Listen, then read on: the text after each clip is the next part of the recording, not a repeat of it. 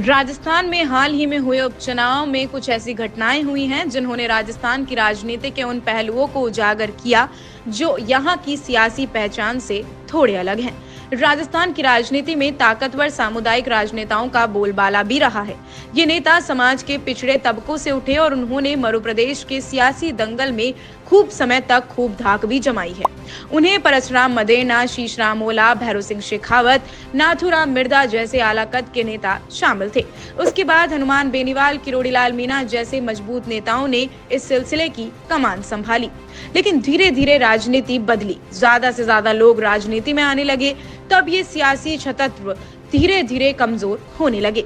हाल ही में हुए उपचुनाव में हनुमान बेनीवाल की पत्नी कनिका बेनीवाल की हार हुई और किरोड़ीलाल मीणा के भाई जगमोहन मीणा की भी हार ये दर्शाती है कि मध्य प्रदेश की सियासी सरगर्मी इस तरह की राजनीतिक ट्रेंड उभर रही है जहां मोनोपोली को जबरदस्त चुनौती मिल रही है।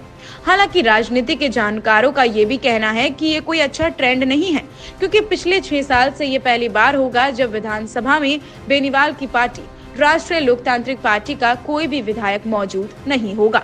क्योंकि इतना तो है कि कांग्रेस भाजपा की दुध्रुवीय दलीय सत्ता से ऐसे छोटे दल कहीं न कहीं लोकतांत्रिक व्यवस्था के लिए बेहतर ही साबित होते थे।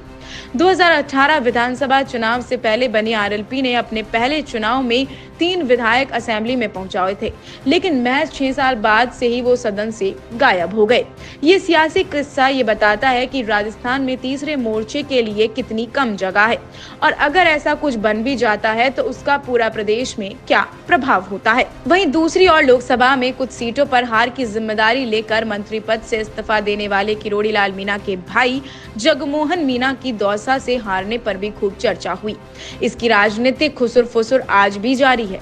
इसमें कोई शक नहीं है कि किरोड़ीलाल मीणा लंबे समय तक मीणा जाति के सम्मान की नेता रहे हैं, लेकिन राजनीति के जानकार मानते हैं कि साल दर साल बदले सियासी मौसम ने उनकी राजनीतिक सेहत और बोलबाले को कमजोर किया है और ये हार उसका परिणाम दे रही है। ये सच है कि दौसा सीट कांग्रेस का गढ़ रही है, लेकिन इसी सीट से किरोड़ीलाल मीणा बिना कांग्रेस और भाजपा के सांसद रहे।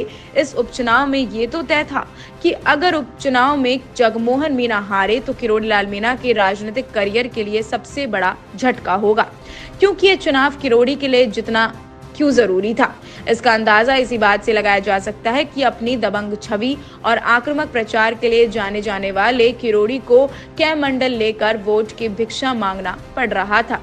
इस हार का दुख क्या है, इसका अंदाजा उनके ट्विटर पर लिखी इन पंक्तियों से साफ जाहिर होता है। गैरों में कहाँ दम था, मुझे तो सदा ही अपनों ने ही मारा है। हालांकि दोनों ही नेता फिर से हुंकार भर रहे हैं। बेनीवाल ने हार के बाद कहा है कि मैं सांसद तो हूँ ही, देश की सबसे बड़ी पंचायत में खिंवसर की आवाज उठाऊंगा। वहीं किरोड़ी ने कहा कि सूरज मुझसे आंख मिलाते घबराता है, चांद सितारों की क्या औकात है। ये बात सही है कि सूरज के सामने चांद तारों की कोई औकात नहीं, लेकिन जब गहरा अंधेरा छा जाता है तो चांद तारों की सबसे ज्यादा जरूरत महसूस होती है।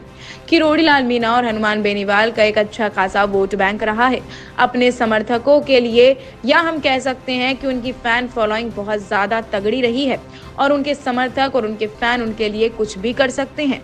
ऐसे में जब सियासी अंधकार छाया है तो शायद वो चांद तारे बनकर इसे सुबह में तब्दील भी कर सकते हैं। ब्यूरो रिपोर्ट, प्रिया बंसल, जयपुर।